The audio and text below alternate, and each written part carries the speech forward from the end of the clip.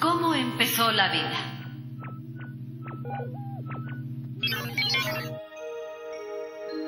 La Tierra se formó hace unos 4.500 millones de años junto con el resto de los planetas del Sistema Solar. Probablemente era una masa incandescente que se fue enfriando poco a poco. La joven Tierra tenía una gran cantidad de energía que se manifestaba de diversas formas. La actividad volcánica debía ser entonces mucho más abundante de lo que es ahora. Enormes masas de roca incandescente ocuparían grandes territorios. El calor interno haría que la temperatura de la superficie fuese bastante más alta que en la actualidad. A esto hay que añadir la luz ultravioleta y el calor del sol, descargas eléctricas de rayos y la radioactividad, que se sumaban al calor procedente de los volcanes. Los estudios sobre los volcanes actuales hacen suponer que la atmósfera primitiva tendría gran cantidad de hidrógeno que se iría perdiendo gradualmente, ya que al ser tan ligero podría escapar al campo gravitatorio. Además habría metano, amoníaco y agua.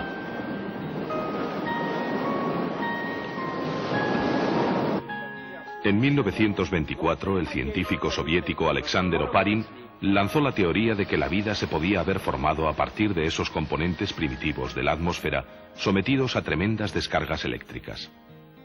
En los océanos primitivos se formarían unos compuestos orgánicos sencillos que constituirían un medio ideal para el desarrollo de la vida.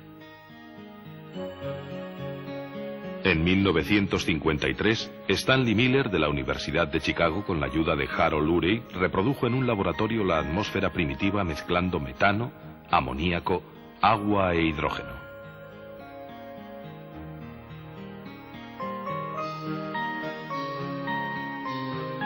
Sometió esta mezcla a una descarga eléctrica durante una semana y posteriormente comprobó que se habían formado numerosas moléculas características de los seres vivos.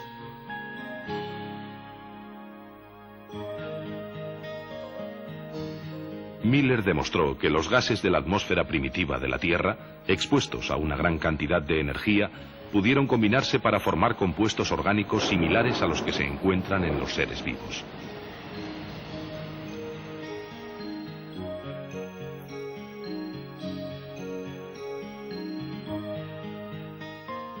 Siguiendo la teoría de Oparin, los nuevos compuestos orgánicos se pudieron mezclar para formar cadenas químicas.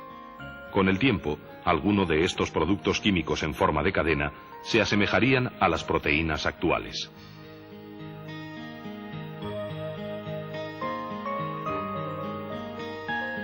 Otras moléculas antiguas fueron, sin duda, versiones elementales de los ácidos nucleicos. Durante millones de años, tales sustancias químicas se formaron y se destruyeron bajo las violentas radiaciones solares. Pero a medida que pasó el tiempo, alguna de estas moléculas debió alcanzar un grado tan alto de organización que le permitió duplicarse. Estas moléculas, que probablemente eran ácidos nucleicos, en su proceso de evolución lograron incorporar proteínas a su estructura. Así nació una relación entre las dos clases de moléculas. Con una membrana que les confirió cierta autonomía, las proteínas y ácidos nucleicos formaron las primeras unidades de vida.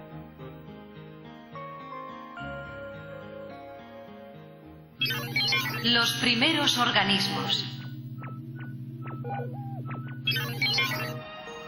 Los primeros organismos vivos se alimentaban de las sustancias que había en los caldos de los océanos primitivos.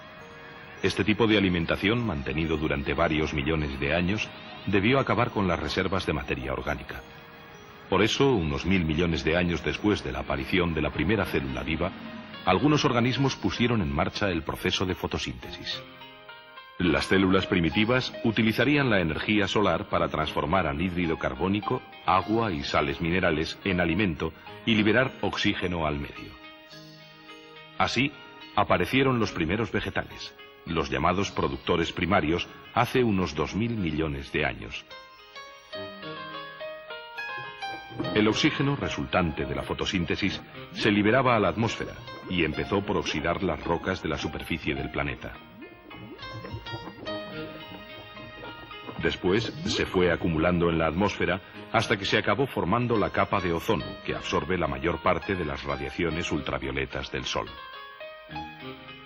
Gracias a esta protección, la vida evolucionó hacia formas más complicadas, capaces de utilizar el agua y los minerales del suelo.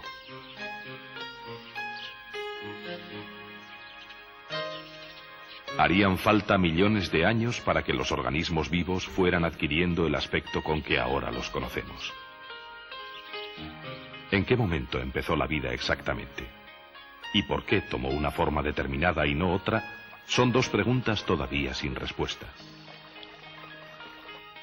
Pero se sabe que la vida no existiría de la manera en que hoy la conocemos sin la continua intervención de las plantas durante millones de años.